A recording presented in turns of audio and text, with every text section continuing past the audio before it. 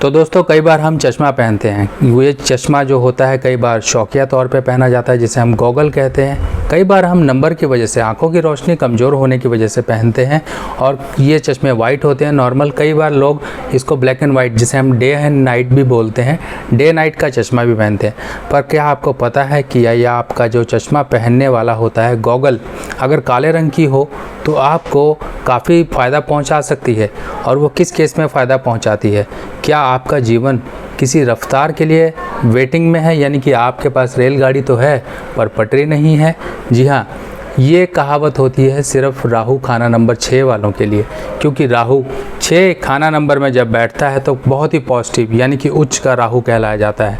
पर ऐसा व्यक्ति कई बार बहुत से मौके हाथ से फिसल जाने की वजह से परेशान रहता है। और ऐसे मौके अगर हाथ से फिसल जाएं तो इंसान, जिसे हम कहते हैं सांप निकल जाने के बाद लकीर को ही पीटता रहता है या अपनी किस्मत को ही कोसता रहता है कि काश ये मौका मेरे हाथ में लग गया होता तो आज मैं यहाँ ना होता, कहीं अच्छी जगह होता, आज मेरा भी लोगों में नाम सम्मान होता, लोगों में मेरी भी पहचान होती। और यही पहचान बनाने के लिए राहु आपके जीवन में, आपकी कुंडली में बैठा हुआ है, पर वो चाह कर भी कई बार आपको वो फल नहीं प्रदान कर पाता, क्योंकि उसको वो सपोर्ट और वो एनर्जी नहीं मिल पाती। आप कोई पौधा तो लगा देते हो, अगर उसको पानी नहीं दोगे तो वो बढ़ेगा नहीं। इसी तरीके से अगर राहु आपकी कुंडली में खाना नंबर 6 यानी कि 6th हाउस का है, अगर आप उसको थोड़ी सी भी सपोर्ट दोगे तो वो राहु आपके लिए, जिसे कहते हैं दिन दुगनी रात चौगनी, आपको तरक्कियां देने वाला बन जाता है, आपके जीवन में ऊंचाइयां आपको पहुंचाने वाला बन जाता है। और ये राहु को पॉजिटिव करने के लिए आपको गॉगल यानी कि काले रंग का चश्मा जरूर पहनना है, या फिर आप अपने घर में काले रंग के शीशे लगवा लीजिए। अगर वाइट शीशे हैं तो उसके ऊपर आप काले रंग की फिल्म चढ़वा लीजिए।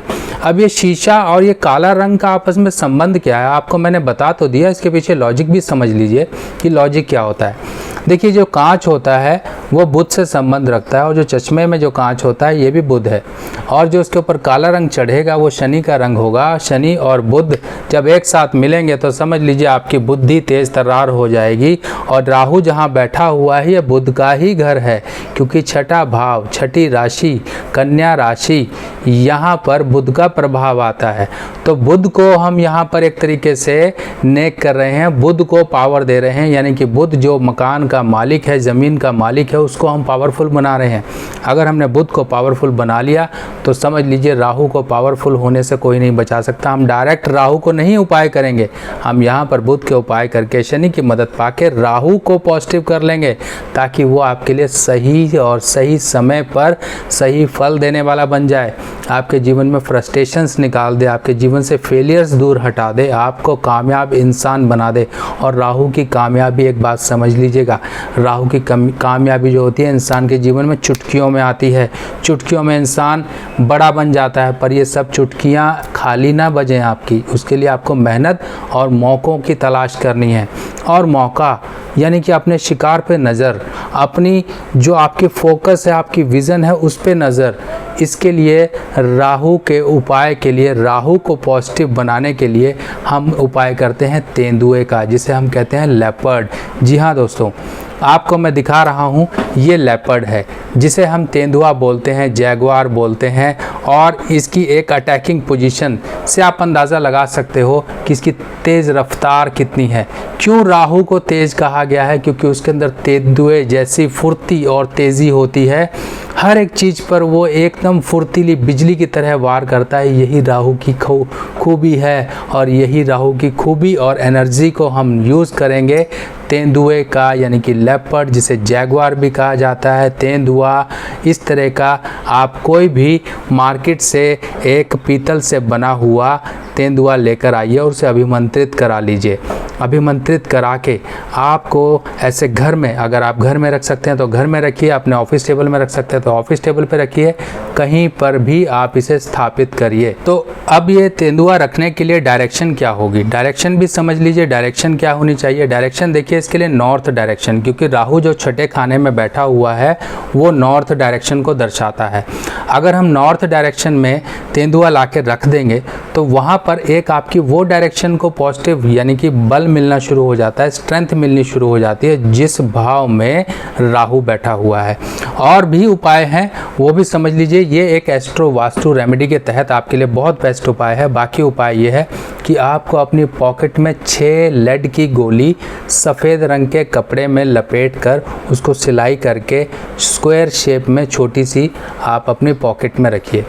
ये रख सकते हैं, नहीं तो 6 चांदी की गोलियां रख सकते हैं। और अगर आपकी जिसे कहते हैं प्रगति में कहीं पर भी दिक्कत आ रही है, आपके काम अचानक से रुक जाते हैं, आपको लगता है यार नज़र लग गई, किसी की हाय लग गई, तो कुछ नहीं करना है। अपने सीधे या उल्टे पैर किसी भी दोनों में से किसी भी पैर की एक चुटकी मिट्टी उठाकर कहीं आग जला के चाहे पेपर जला के ही उसके ऊपर डाल देना। और ये उपाय किसी भी दिन कर लेना। जिस दिन करोगे उसी दिन आप अपने आप को बहुत रिलैक्स फील करोगे। उसी दिन समझ जाओगे कि भैया मुझ पे लगी थी नज़र और ये सब जलकर खाक हो गई। तो ये चीज़ आपने ध्यान रखनी है कि ये छठे भाव का राहु काफ़ी पॉजिटिव भी है, काफ़ी नेगेटिव भी है। नेगेटिव कहाँ होता है, आपके शरीर में कोई ऐसी तकलीफ़ें, ऐसी बीमारियां दे सकता है जिसका पता ही ना लगे। ऊपरी बाधा, प्रेत बाधा किसी का किया करा है, ये सब राहु छठे की ही देन है। अगर कुछ ऐसी दिक्कत आती है तो माँ सरस्वती के चरणों में 6 नीले फूल चढ़ा देना। तो समझ लेना जैसी भी दिक्कत हो, जैसी भी परेशानी हो, माँ सरस्वती कृपा से आपकी सब दूर हो जाएंगी। और 6 नीले फूल मार्केट में इजीली मिल जाते हैं, लेकर जाके चढ़ा दो, किसी भी दिन चढ़ा दो। और अगर दिक्कत शरीर की ऐसी आ रही हैं कि कोई डिजीज़ आपकी पता ही नहीं लग रही है, तो 6 दिन निरंतर यानी कि लगातार 6 दिन 6 नीले फूल बुधवार से शुरू करके चढ़ा आना। आपकी सेहत की जो परेशानी का जो डायग्नोसिस या ट्रीटमेंट एक्चुअल नहीं पकड़ में आ रहा था वो शुरू हो जाएगा, आपकी सेहत की दिक्कतें भी दूर हो जाएंगी। तो दोस्तों, कैसी लगी ये जानकारी ज़रूर मुझे बताइएगा। बाकी नई जानकारी के साथ नई वीडियो में फिर मिलते हैं। तब तक के लिए अपने सुभाष भाई को आज्ञा दीजिए। नमस्कार।